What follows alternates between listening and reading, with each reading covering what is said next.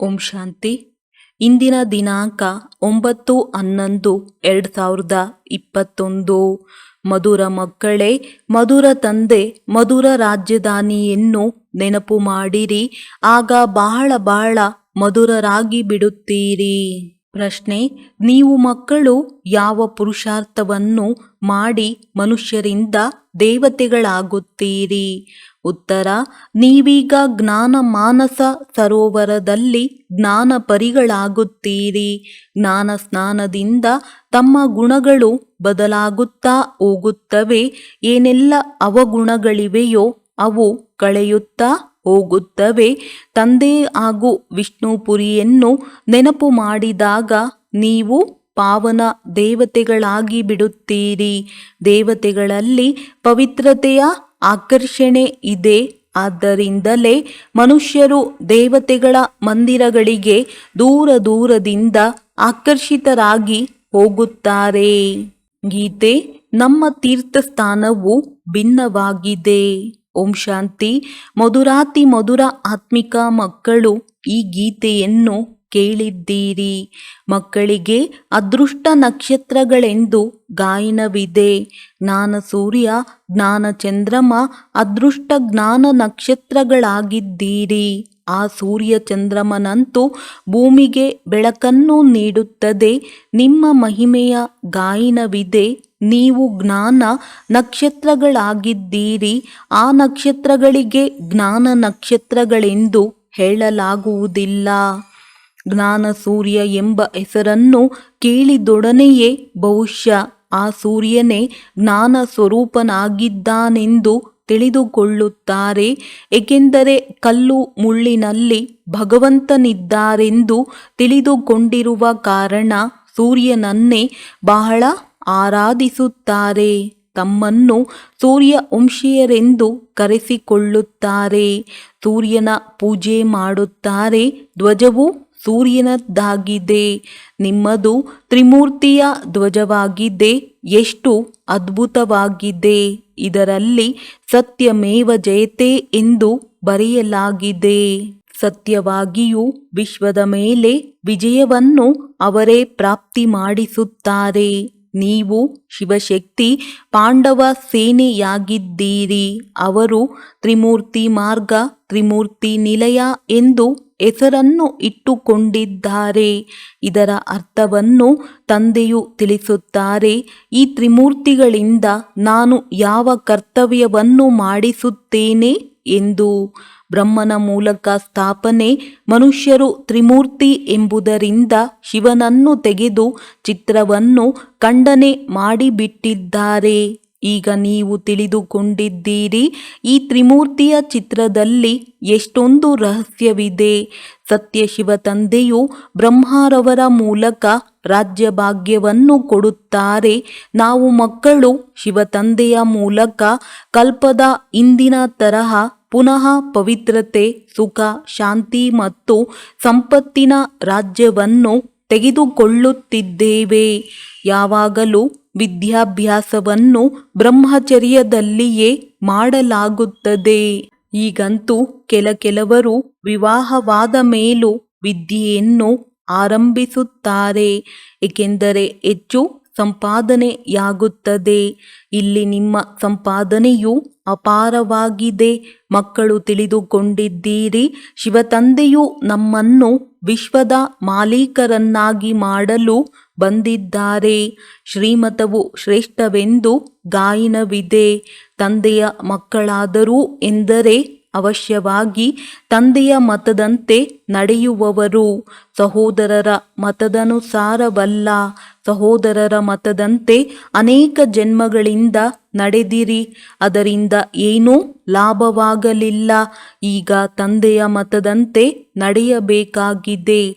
ಸಾಧು ಸಂತ ಮೊದಲಾದವರೆಲ್ಲರೂ ಸಹೋದರರಾಗಿದ್ದಾರೆ. ಈಗ ತಂದೆಯು ಶ್ರೇಷ್ಠ ಮತವನ್ನು ಕೊಡಲು ಬಂದಿದ್ದಾರೆ. ಪ್ರಾಕೃತಿಕ ಚಿಕಿತ್ಸೆಯ ಅನೇಕ ಔಷಧೋಪಚಾರ ಮಾಡುತ್ತಾರೆ. ಅದೆಲ್ಲವೂ ಅಲ್ಪಕಾಲಕ್ಕಾಗಿ. ಇದು 21 ಜನ್ಮಗಳಿಗಾಗಿ ಪ್ರಾಕೃತಿಕ ಚಿಕಿತ್ಸೆಯಾಗಿದೆ.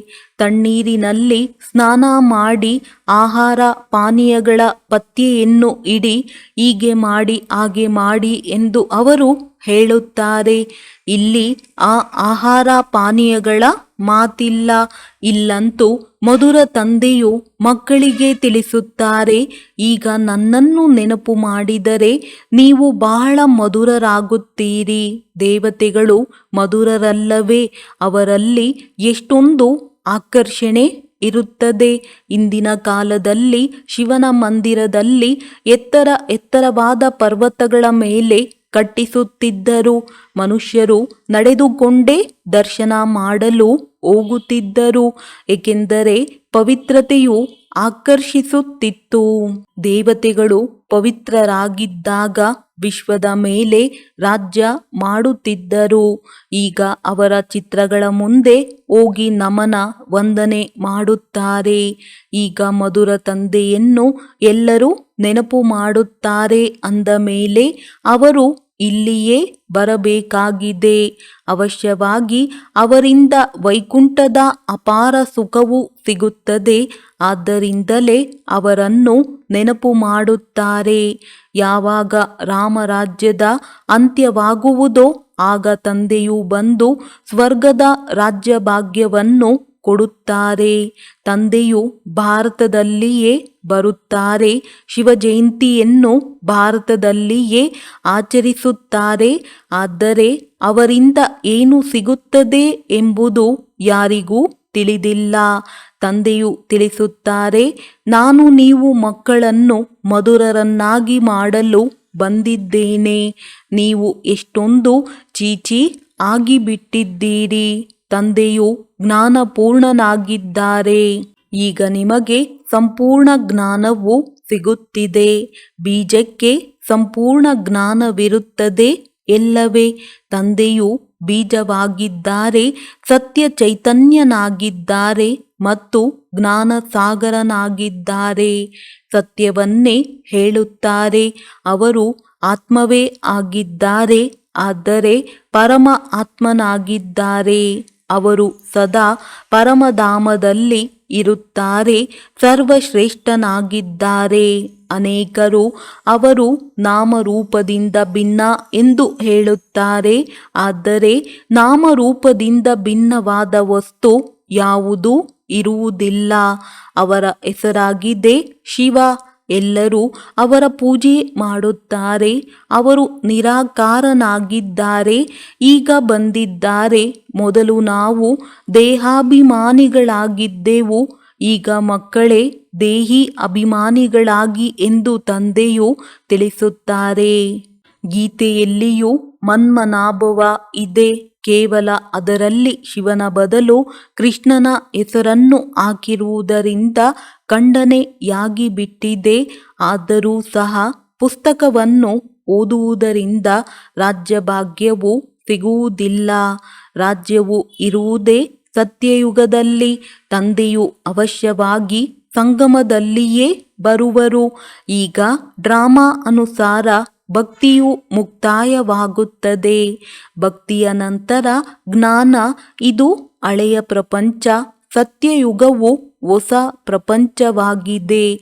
ಸತ್ಯಯುಗದಲ್ಲಿ ಸೂರ್ಯವಂಶೀಯರು ರಾಜ್ಯಭಾರ ಮಾಡುತ್ತಿದ್ದರು.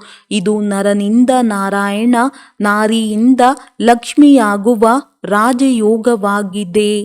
ಸತ್ಯಯುಗದಲ್ಲಿ ಇವರ ರಾಜ್ಯವಿತ್ತು. ಈಗ ಕಲಿಯುಗದಲ್ಲಿ ನೋಡಿ ಏನಿದೆ. ನೀವೀಗ ಸತ್ಯಯುಗದಲ್ಲಿ ಹೋಗುವುದಕ್ಕಾಗಿ ಪುನಃ ಓದುತ್ತಿದ್ದೀರಿ. ಭಕ್ತಿ ಮಾರ್ಗದ ಯಾವುದೆಲ್ಲ ಇಷ್ಟೊಂದು ವೇದಶಾಸ್ತ್ರಗಳಿವೆಯೋ ಇವನ್ನು ಬಿಡಬೇಕಾಗುತ್ತದೆ. ಜ್ಞಾನವು ಸಿಕ್ಕಿಬಿಟ್ಟರೆ ನಂತರ ಭಕ್ತಿಯ ಅವಶ್ಯಕತೆ ಇಲ್ಲ. ಜ್ಞಾನದಿಂದ ನಾವು ವಿಶ್ವದ ಮಾಲೀಕರಾಗುತ್ತೇವೆ. ತಂದೆಯು ಭಕ್ತಿಯ ಫಲವನ್ನು ಕೊಡಲು ಬಂದಿದ್ದಾರೆ, ಜ್ಞಾನವನ್ನು ತಿಳಿಸುತ್ತಿದ್ದಾರೆ. ನಾವೀಗ ಅವಶ್ಯವಾಗಿ ಪತಿತರಿಂದ ಪಾವನರಾಗಬೇಕಾಗಿದೆ, ಏಕೆಂದರೆ ಪತಿತರು ಹಿಂತಿರುಗಿ ಹೋಗಲು ಸಾಧ್ಯವಿಲ್ಲ. ಮುಕ್ತಿಧಾಮದಲ್ಲಿಯೂ ಎಲ್ಲರೂ ಪಾವನ ಆತ್ಮರಿರುತ್ತಾರೆ. ಸುಖಧಾಮದಲ್ಲಿಯೂ ಎಲ್ಲರೂ ಪವಿತ್ರರಿರುತ್ತಾರೆ. ಈಗ ಕಲಿಯುಗದಲ್ಲಿ ಎಲ್ಲರೂ ಪತಿತರಾಗಿದ್ದಾರೆ. ಈಗ ಅವರನ್ನು ಪಾವನರನ್ನಾಗಿ ಯಾರು ಮಾಡುವರು?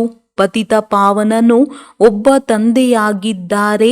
ಈಗ ತಂದೆಯು ತಿಳಿಸುತ್ತಾರೆ, ನಾನು ಇವರ ಬಳಿ ಜನ್ಮಗಳ ಅಂತಿಮದಲ್ಲಿ ಬರುತ್ತೇನೆ. ಎಲ್ಲರಿಗಿಂತ ನಂಬರ್ 1 ಭಕ್ತನು ಈ ದಾದಾರವರಾಗಿದ್ದರು. ಇವರಿಗೆ ಬ್ರಹ್ಮನೆಂದಾದರೂ ಹೇಳಿ ಅಥವಾ ಲಕ್ಷ್ಮೀ ನಾರಾಯಣರ ಆತ್ಮವೆಂದಾದರೂ ಹೇಳಿರಿ, ಇದು ತಿಳಿದುಕೊಳ್ಳುವ ಬಹಳ ಗುಹ್ಯ ಮಾತಾಗಿದೆ. ವಿಷ್ಣುವಿನ ನಾಭಿಯಿಂದ ಬ್ರಹ್ಮ ಮತ್ತು ಬ್ರಹ್ಮನ ನಾಭಿಯಿಂದ ವಿಷ್ಣು ಬಂದನು. ಅಂದರೆ ವಿಷ್ಣು 84 ಜನ್ಮಗಳ ನಂತರ ಬ್ರಹ್ಮನಾಗುತ್ತಾರೆ. ಈ ಮಾತುಗಳು ಯಾವುದೇ ಶಾಸ್ತ್ರಗಳಲ್ಲಿಲ್ಲ. ತಂದೆಯೂ ಸಹ ಗೀತಾ ಪಾಠಿಯಾಗಿದ್ದರು. ಯಾವಾಗ ಜ್ಞಾನವು ಸಿಕ್ಕಿತು, ತಂದೆಯು ವಿಶ್ವದ ರಾಜ್ಯಭಾಗ್ಯವನ್ನು ಕೊಡುತ್ತಾರೆ ಎಂಬುದನ್ನು ನೋಡಿದಿರೋ, ವಿಷ್ಣುವಿನ ಸಾಕ್ಷಾತ್ಕಾರವಾಯಿತೋ, ಆಗ ಕೂಡಲೇ ಗೀತೆ ಓದುವುದನ್ನು ಬಿಟ್ಟು ಬಿಟ್ಟರು. ತಂದೆಯ ಪ್ರವೇಶತೆಯಾಯಿತಲ್ಲವೇ, ಮತ್ತೆಂದೂ ಕೈಕಾಲು ಇಲ್ಲ. ಒಬ್ಬ ತಂದೆಯನ್ನೇ ನೆನಪು ಮಾಡತೊಡಗಿದರು. ಇವರು ಹೇಳುತ್ತಾರೆ, ನಾನೂ ಸಹ ಶಿವತಂದೆಯಿಂದಲೇ ಕೇಳತೊಡಗಿದೆನು. ಶಿವತಂದೆಯು ತಿಳಿಸುತ್ತಾರೆ, ನಾನು ಮಕ್ಕಳಿಗೆ ತಿಳಿಸುವಾಗ ಇವರೂ ಸಹ ಕೇಳಿಸಿಕೊಳ್ಳುತ್ತಿದ್ದರು. ಇವರ ತನುವಿನಲ್ಲಿ ನಾನು ಪ್ರವೇಶ ಮಾಡಿ ಬಂದಿದ್ದೇನೆ. ಆದ್ದರಿಂದ ಇವರಿಗೆ ಅರ್ಜುನನೆಂದು ಹೆಸರನ್ನು ಇಟ್ಟಿದ್ದೇನೆ. ಶಾಸ್ತ್ರಗಳಲ್ಲಿ ಕುದುರೆಯ ರಥವನ್ನು ತೋರಿಸುತ್ತಾರೆ. ಎಷ್ಟೊಂದು ಅಂತರವಿದೆ. ಕುದುರೆ ಗಾಡಿಯಲ್ಲಿ ಕುಳಿತು ಒಬ್ಬರಿಗೆ ಜ್ಞಾನ ಕೊಟ್ಟಿರುವರೆ ಇದು ಸಾಧ್ಯವಿಲ್ಲ ಎಂದು ನೀವೀಗ ತಿಳಿದುಕೊಂಡಿದ್ದೀರಿ. ತಂದೆಯು ಹೇಗೆ ಓದಿಸುತ್ತಾರೆ, ಎಷ್ಟೊಂದು ಸೇವಾ ಕೇಂದ್ರಗಳಿವೆ ಎಂಬುದನ್ನು ನೀವು ಪ್ರತ್ಯಕ್ಷದಲ್ಲಿ ನೋಡುತ್ತಿದ್ದೀರಿ. ಅಂದ ಮೇಲೆ ಓದಿಸುವುದಕ್ಕಾಗಿ ಅವಶ್ಯವಾಗಿ ಪಾಠಶಾಲೆಯೂ ಬೇಕು, ಯುದ್ಧದ ಮೈದಾನವಲ್ಲ. ತಂದೆಯು ರಾಜಯೋಗವನ್ನು ಕಲಿಸುತ್ತಾರೆ. ಸತ್ಯಯುಗದಲ್ಲಿ ಯಾವುದೇ ಶಾಸ್ತ್ರವಿರುವುದಿಲ್ಲ. ನಾನೀಗ ಜ್ಞಾನವನ್ನು ತಿಳಿಸಿದೆನು. ಸತ್ಯಯುಗದಲ್ಲಿ ಮತ್ತೆ ಜ್ಞಾನದ ಅವಶ್ಯಕತೆಯೇ ಇರುವುದಿಲ್ಲ. ಹಳೆಯ ಪ್ರಪಂಚದಲ್ಲೆಲ್ಲವೂ ಮಣ್ಣು ಪಾಲಾಗುವುದು. ಹಳೆಯ ಪ್ರಪಂಚದೆಲ್ಲವೂ ಮಣ್ಣು ಪಾಲಾಗುವುದು. ಇದು ರಾಜಸ್ವ ಅಶ್ವಮೇಧ ಯಜ್ಞವಾಗಿದೆ. ಈ ರಥಕ್ಕೆ ಅಶ್ವವೆಂದು ಹೇಳಲಾಗುತ್ತದೆ. ಇದನ್ನು ಸ್ವಾಹ ಮಾಡಬೇಕಾಗಿದೆ. ಆತ್ಮವು ತಂದೆಯ ಮಗುವಾಯಿತೆಂದರೆ ಈ ಹಳೆಯ ಶರೀರವು ಸಮಾಪ್ತಿಯಾಗುವುದು.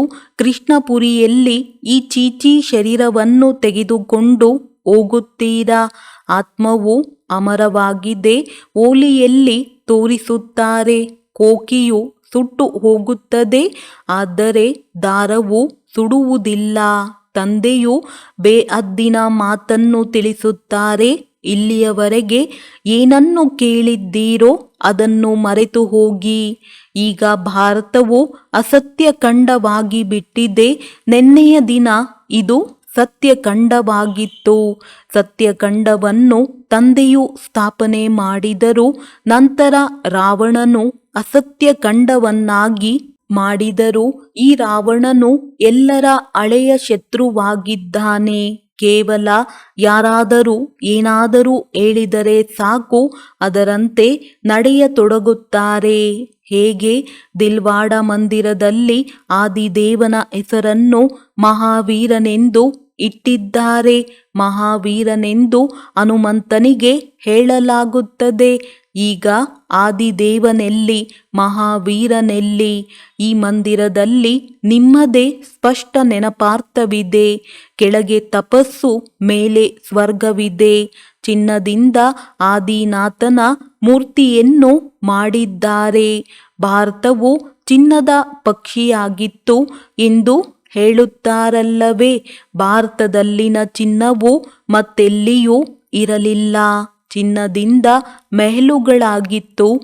ಮಾಳಿಗೆ ಮತ್ತು ಗೋಡೆಗಳಲ್ಲಿ ವಜ್ರ ರತ್ನಗಳು ಪೋಣಿಸಲಾಗಿತ್ತು. ಮಂದಿರಗಳಲ್ಲಿ ಎಷ್ಟೊಂದು ವಜ್ರ ರತ್ನಗಳಿತ್ತು. ಅದನ್ನು ಲೂಟಿ ಮಾಡಿಕೊಂಡು ಹೋದರು. ಮಸೀದಿಗಳಲ್ಲಿ ಅದನ್ನು ಹಾಕಿದರು. ಅಂದ ಮೇಲೆ ಆ ಸಮಯದಲ್ಲಿ ಎಷ್ಟು ಬೆಲೆ ಇರಬಹುದು? ಅಪಾರ ಧನವಿತ್ತು. ಆದ್ದರಿಂದಲೇ ಲೂಟಿ ಮಾಡಿಕೊಂಡು ಹೋದರು. ಇದು ಎಲ್ಲರಿಗೂ ಗೊತ್ತಿದೆ. ಪ್ರಾಚೀನ ಭಾರತವು ಬಹಳ ಸಾಹುಕಾರನಾಗಿತ್ತು. ಈಗ ಎಷ್ಟೊಂದು ಬಡದೇಶವಾಗಿ ಬಿಟ್ಟಿದೆ. ಬಡವರ ಮೇಲೆ ದಯೆ ಬರುತ್ತದೆ. ರಾವಣನು ಎಷ್ಟೊಂದು ನಿರ್ಗತಿಕರನ್ನಾಗಿ ಮಾಡಿಬಿಟ್ಟಿದ್ದಾನೆ. ಪುನಃ ತಂದೆಯು ಸಾಹುಕಾರರನ್ನಾಗಿ ಮಾಡುತ್ತಾರೆ. ಇದು ಬೇಅದ್ದಿನ ನಾಟಕವಾಗಿದೆ. ಇದರ ಆದಿ ಮಧ್ಯ ಅಂತ್ಯವನ್ನು ಯಾರೂ ತಿಳಿದುಕೊಂಡಿಲ್ಲ. ತಂದೆಯು ಜ್ಞಾನಪೂರ್ಣನಾಗಿದ್ದಾರೆ. ಅಂದರೆ ಎಲ್ಲರ ಹೃದಯದಲ್ಲಿ ಕುಳಿತು ನೋಡುತ್ತಾರೆಂದಲ್ಲ. ಇದೆಲ್ಲವೂ ಡ್ರಾಮಾದಲ್ಲಿ ನಿಗದಿತವಾಗಿದೆ. ಯಾವ ಪಾಪ ಮಾಡುವರೋ ಅದಕ್ಕೆ ಶಿಕ್ಷೆಯು ಅವಶ್ಯವಾಗಿ ಸಿಗುತ್ತದೆ. ನನ್ನನ್ನು ಜ್ಞಾನಪೂರ್ಣ ಪತಿತಪಾವನನೆಂದು ಹೇಳುತ್ತಾರೆ. ಏ ತಂದೆಯೇ, ಬಂದು ನಮಗೆ ಜ್ಞಾನವನ್ನು ತಿಳಿಸಿ ಪಾವನರನ್ನಾಗಿ ಮಾಡಿ ಎಂದು ಕರೆಯುತ್ತಾರೆ. ಆದ್ದರಿಂದ ನಾನು ಬಂದು ಈ ಕಾರ್ಯವನ್ನು ಮಾಡುತ್ತೇನೆ. ಬಾಕಿ ಶಾಸ್ತ್ರಗಳ ಯಾವುದೆಲ್ಲ ಮಾತುಗಳಿವೆಯೋ ಅವನ್ನು ಮರೆಯಿರಿ ಮತ್ತು ನಾನು ಏನನ್ನು ತಿಳಿಸುತ್ತೇನೆಯೋ ಅದನ್ನು ಕೇಳಿರಿ ಎಂದು ತಂದೆಯು ತಿಳಿಸುತ್ತಾರೆ. ಈಗ ತಂದೆಯ ಮೂಲಕ ರಾಜಯೋಗವನ್ನು ಕಲಿಯುತ್ತಿದ್ದೀರಿ. ಮತ್ತೆ ಸೂರ್ಯವಂಶೀಯರಾಗುತ್ತೀರಿ. ನಂತರ ಚಂದ್ರವಂಶಿ, ವೈಶ್ಯವಂಶಿ, ಶೂದ್ರವಂಶೀಯರಾಗುತ್ತೀರಿ. ಈ ಜ್ಞಾನವು ನಿಮ್ಮ ಬುದ್ಧಿಯಲ್ಲಿದೆ. ಸತ್ಯಯುಗದಲ್ಲಿ ಎಲ್ಲವೂ ಮರೆತು ಹೋಗುವುದು. ಅಲ್ಲಿ ತಂದೆಯನ್ನು ಯಾರೂ ನೆನಪು ಮಾಡುವುದಿಲ್ಲ. ಆಸ್ತಿಯು ಸಿಕ್ಕಿದ ಮೇಲೆ ಮತ್ತೆ ಏತಕ್ಕಾಗಿ ನೆನಪು ಮಾಡುತ್ತಾರೆ? ತಂದೆಯು ಎಷ್ಟು ಚೆನ್ನಾಗಿ ತಿಳಿಸುತ್ತಾರೆ. ಈ ಮಾತುಗಳು ಯಾವುದೇ ಶಾಸ್ತ್ರಗಳಲ್ಲಿ ಇಲ್ಲ. ವೃಕ್ಷಪತಿಯು ತಂದೆಯಾಗಿದ್ದಾರೆ. ನನ್ನನ್ನು ನೆನಪು ಮಾಡಿ ಎಂದು ಅವರು ತಿಳಿಸುತ್ತಾರೆ. ರಚಯಿತನು ಒಬ್ಬರೇ ಇರುತ್ತಾರೆ. ಕಲ್ಲು ಮುಳ್ಳಿನಲ್ಲಿಯೂ ರಚಯಿತನಿರುತ್ತಾರೆಯೇ? ತಂದೆಯು ತಿಳಿಸುತ್ತಾರೆ, ರಾವಣನು ನಿಮ್ಮ ಬುದ್ಧಿಯನ್ನು ಎಷ್ಟು ಕೆಡಿಸಿಬಿಟ್ಟಿದ್ದಾನೆ. ದೊಡ್ಡ ದೊಡ್ಡ ವಿದ್ವಾಂಸರಿಗೂ ಎಷ್ಟೊಂದು ಅಹಂಕಾರವಿದೆ. ತಂದೆಯನ್ನೇ ಅರಿತುಕೊಂಡಿಲ್ಲ. ರಚನೆಯ ಆದಿ ಮಧ್ಯ ಅಂತ್ಯವನ್ನೇ ತಿಳಿದುಕೊಂಡಿಲ್ಲ. ತಂದೆಯು ತಿಳಿಸುತ್ತಾರೆ, ನಾನು ನಿಮಗೆ ರಾಜ್ಯಭಾಗ್ಯವನ್ನು ಕೊಟ್ಟೆನು. ನೀವು ಹಣ, ಅಧಿಕಾರ ಎಲ್ಲವನ್ನೂ ಸಮಾಪ್ತಿ ಮಾಡಿಬಿಟ್ಟಿರಿ. ಈಗ ಭಿಕ್ಷೆ ಬೇಡುತ್ತಿದ್ದೀರಿ. ಆದ್ದರಿಂದ ಆಸುರಿ ಸಂಪ್ರದಾಯವೆಂದು ಹೇಳಲಾಗಿದೆ. ದೇವತೆಗಳಿಗೆ ಎಷ್ಟೊಂದು ಮಹಿಮೆಯನ್ನು ಆಡಿದ್ದಾರೆ. ನಾನು ನಿರ್ಗುಣನಲ್ಲಿ ಯಾವುದೇ ಗುಣವಿಲ್ಲವೆಂದು ಹೇಳುತ್ತಾರೆ. ಈಗ ನೀವು ಮಕ್ಕಳು ಗುಣಗಳನ್ನು ಧಾರಣೆ ಮಾಡಿಕೊಳ್ಳಬೇಕಾಗಿದೆ. ಅವಗುಣಗಳನ್ನು ತೆಗೆದು ಹಾಕಿರಿ. ರಾವಣನು ನಿಮ್ಮನ್ನು ಕೋತಿಯಂತೆ ಮಾಡಿಬಿಟ್ಟಿದ್ದಾನೆ. ಈಗ ತಂದೆಯು ನಿಮ್ಮನ್ನು ದೇವತೆಗಳನ್ನಾಗಿ ಮಾಡುತ್ತಾರೆ. ಯಾರಲ್ಲಿ ಪಂಚವಿಕಾರಗಳಿದೆಯೋ ಅವರಿಗೆ ಕೋತಿ ಎಂದು ಹೇಳಲಾಗುತ್ತದೆ. ನಾರದನ ಉದಾಹರಣೆ. ಈಗ ನಿಮ್ಮ ಗುಣಗಳು ಬದಲಾಗುತ್ತಾ ಹೋಗುತ್ತಿವೆ. ನಂತರ ನೀವು ದೇವತೆಗಳಾಗಿ ಬಿಡುತ್ತೀರಿ. ಈ ಜ್ಞಾನ ಮಾನಸ ಸರೋವರದಲ್ಲಿ ಮಿಂದು ಜ್ಞಾನ ಪರಿಗಳಾಗಿ ಬಿಡುತ್ತೀರಿ. ಇದಕ್ಕೆ ಅವರು ಸ್ಥೂಲವಾದ ನೀರನ್ನು ಮಾನಸ ಸರೋವರವೆಂದು ತಿಳಿದುಕೊಂಡಿದ್ದಾರೆ. ಇದು ಜ್ಞಾನ ಸ್ನಾನದ ಮಾತಾಗಿದೆ. ಇದನ್ನಂತೂ ಮಕ್ಕಳು ತಿಳಿದುಕೊಂಡಿದ್ದೀರಿ. ತಂದೆಯೇ 5000 ವರ್ಷಗಳ ಮೊದಲಿನಂತೆ ನಮಗೆ ತಿಳಿಸುತ್ತಿದ್ದಾರೆ. ಇದರಲ್ಲಿ ಯಾವುದೇ ಸಂಶಯ ಬರುವಂತಿಲ್ಲ. ಪತಿತ ಪಾವನ ತಂದೆಯನ್ನು ಮತ್ತು ವಿಷ್ಣುಪುರಿಯನ್ನು ನೆನಪು ಮಾಡಿ. ಆಗ ನೀವು ಪಾವನರಾಗಿ ಬಿಡುತ್ತೀರಿ. ಮನುಷ್ಯರು ಮುಕ್ತಿಗಾಗಿ ಎಷ್ಟೊಂದು ತಲೆಕೆಡಿಸಿಕೊಳ್ಳುತ್ತಾರೆ, ಆದರೆ ಮನೆಯ ಬಗ್ಗೆ ಯಾರಿಗೂ ತಿಳಿದಿಲ್ಲ. ಕೆಲವರು ಆತ್ಮವು ಹೋಗಿ ಲೀನವಾಗುತ್ತದೆ ಎಂದು ತಿಳಿಯುತ್ತಾರೆ, ಇನ್ನು ಕೆಲವರು ಆತ್ಮವು ಇನ್ನೊಂದು ಶರೀರವನ್ನು ತೆಗೆದುಕೊಳ್ಳುವುದೇ ಇಲ್ಲವೆಂದು ತಿಳಿಯುತ್ತಾರೆ.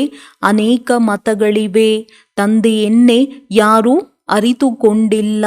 ಇಡೀ ಪ್ರಪಂಚವು ಕೃಷ್ಣ ಭಗವಾನು ವಾಚ ಎಂದು ತಿಳಿದುಕೊಳ್ಳುತ್ತದೆ. ಇಲ್ಲಿ ತಂದೆಯು ತಿಳಿಸುತ್ತಾರೆ, ಶಿವ ಭಗವಾನು ವಾಚ. ಎಷ್ಟು ರಾತ್ರಿ ಹಗಲಿನ ಅಂತರವಿದೆ, ಹೆಸರನ್ನೇ ಬದಲಾಯಿಸಿ ಬಿಟ್ಟಿದ್ದಾರೆ. ಒಳ್ಳೆಯದು, ಮಧುರಾತಿ ಮಧುರ ಮಕ್ಕಳೇ ಎಂದು ಬಾಪ್ತಾದ ಇಬ್ಬರೂ ಹೇಳುತ್ತಾರೆ. ಇಬ್ಬರಿಗೂ ಮಕ್ಕಳಲ್ಲವೇ? ಇವರು ವಿದ್ಯಾರ್ಥಿ, ನೀವು ವಿದ್ಯಾರ್ಥಿಗಳಾಗಿದ್ದೀರಿ. ಇವರು ಓದುತ್ತಿದ್ದಾರೆ. ಯಾರು ಭಾರತವನ್ನು ಪಾವನವನ್ನಾಗಿ ಮಾಡುವ ಸೇವೆಯಲ್ಲಿದ್ದಾರೆಯೋ ಅವರೇ ಮಕ್ಕಳಾಗಿದ್ದಾರೆ. ಯಾರು ಪಾವನರಾಗುವುದಿಲ್ಲವೋ ಅವರನ್ನು ತಂದೆಯು ನೋಡಿಯೂ ನೋಡದಂತಿರುತ್ತಾರೆ. ಇವರು ಶಿಕ್ಷೆಗಳನ್ನು ಅನುಭವಿಸಿ ನಂತರ ಬಂದು ಬಹಳ ಕನಿಷ್ಠ ಪದವಿಯನ್ನು ಪಡೆಯುತ್ತಾರೆಂದು ತಂದೆಯು ತಿಳಿದುಕೊಳ್ಳುತ್ತಾರೆ. ಯಾರು ಪಾವನರಾಗುವರೋ ಅವರು ವಿಶ್ವದ ಮಾಲೀಕರಾಗುತ್ತಾರೆ. ಒಳ್ಳೆಯದು, ಮಧುರಾತಿ ಮಧುರ ಅಗಲಿ ಹೋಗಿ ಮರಳಿ ಸಿಕ್ಕಿರುವ ಮಕ್ಕಳ ಪ್ರತಿ ಮಾತಾ ಪಿತಾ ಬಾಪ್ ದಾದಾರವರ ನೆನಪು, ಪ್ರೀತಿ ಹಾಗೂ ಸುಪ್ರಭಾತ. ಆತ್ಮಿಕ ಮಕ್ಕಳಿಗೆ ಆತ್ಮಿಕ ತಂದೆಯ ನಮಸ್ತೆ. ಧಾರಣೆಗಾಗಿ ಮುಖ್ಯ ಸಾರ. ಮಧುರರಾಗಲು ಮಧುರ ತಂದೆಯನ್ನು ಬಹಳ ಪ್ರೀತಿಯಿಂದ ನೆನಪು ಮಾಡಬೇಕಾಗಿದೆ. ಸತ್ಯ ತಂದೆಯೊಂದಿಗೆ ಸತ್ಯವಾಗಿರಬೇಕಾಗಿದೆ. ಒಬ್ಬ ತಂದೆಯ ಶ್ರೇಷ್ಠ ಮತದಂತೆ ನಡೆಯಬೇಕಾಗಿದೆ. ಪುರುಷಾರ್ಥ ಮಾಡಿ ಸಂಪೂರ್ಣರಾಗಬೇಕಾಗಿದೆ. ಭಾರತವನ್ನು ಪಾವನವನ್ನಾಗಿ ಮಾಡುವ ಸೇವೆ ಮಾಡಬೇಕಾಗಿದೆ. ಯಾವುದೇ ಮಾತಿನಲ್ಲಿ ಸಂಶಯ ತರಬಾರದು. ವರದಾನ: ಪ್ರತಿ ಮಾತಿನಲ್ಲಿ ಸಾರವನ್ನು ಗ್ರಹಿಸುತ್ತಾ ಆಲ್ರೌಂಡರ್ ಆಗುವಂತಹ ಸರಳ ಪುರುಷಾರ್ಥಿ ಭವ. ಯಾವುದೇ ಮಾತನ್ನು ನೋಡುತ್ತೀರಿ, ಕೇಳುತ್ತೀರಿ, ಅದರ ಸಾರವನ್ನು ತಿಳಿದುಕೊಳ್ಳಿರಿ. ಮತ್ತು ಯಾವ ಮಾತನ್ನು ಆಡುವಿರಿ, ಯಾವ ಕರ್ಮವನ್ನು ಮಾಡುವಿರಿ, ಅದರಲ್ಲಿ ಸಾರವೂ ಅಡಗಿರಲಿ. ಇದರಿಂದ ಪುರುಷಾರ್ಥವು ಸರಳವಾಗುವುದು. ಇಂತಹ ಸರಳ ಪುರುಷಾರ್ಥಿಯು ಸರ್ವ ಮಾತುಗಳಲ್ಲಿಯೂ ಆಲ್ರೌಂಡ್ ಆಗಿರುತ್ತಾರೆ. ಅವರಲ್ಲಿ ಯಾವುದೇ ಕೊರತೆಗಳು ಕಾಣಿಸುವುದಿಲ್ಲ. ಯಾವುದೇ ಮಾತಿನಲ್ಲಿ ಸಾಹಸವು ಕಡಿಮೆಯಾಗುವುದಿಲ್ಲ. ಮುಖದಿಂದ ನಾವು ಇದನ್ನು ಮಾಡಲು ಸಾಧ್ಯವಿಲ್ಲ ಎಂಬ ಮಾತು ಬರುವುದಿಲ್ಲ. ಇಂತಹ ಸರಳ ಪುರುಷಾರ್ಥಿಗಳು ಸ್ವಯಂ ಸಹ ಸರಳ ಚಿತ್ತವಾಗಿ ಇರುತ್ತಾರೆ ಹಾಗೂ ಅನ್ಯರನ್ನು ಸರಳ ಚಿತ್ತರನ್ನಾಗಿ ಮಾಡಿಬಿಡುತ್ತಾರೆ. ಸ್ಲೋಗನ್: ಸಾಧನವನ್ನು ಉಪಯೋಗಿಸುತ್ತಾ ಅದರ ಪ್ರಭಾವದಿಂದ ಭಿನ್ನ ಹಾಗೂ ತಂದೆಯ ಪ್ರಿಯರಾಗಿರಿ. ಒಳ್ಳೆಯದು. ಓಂ ಶಾಂತಿ.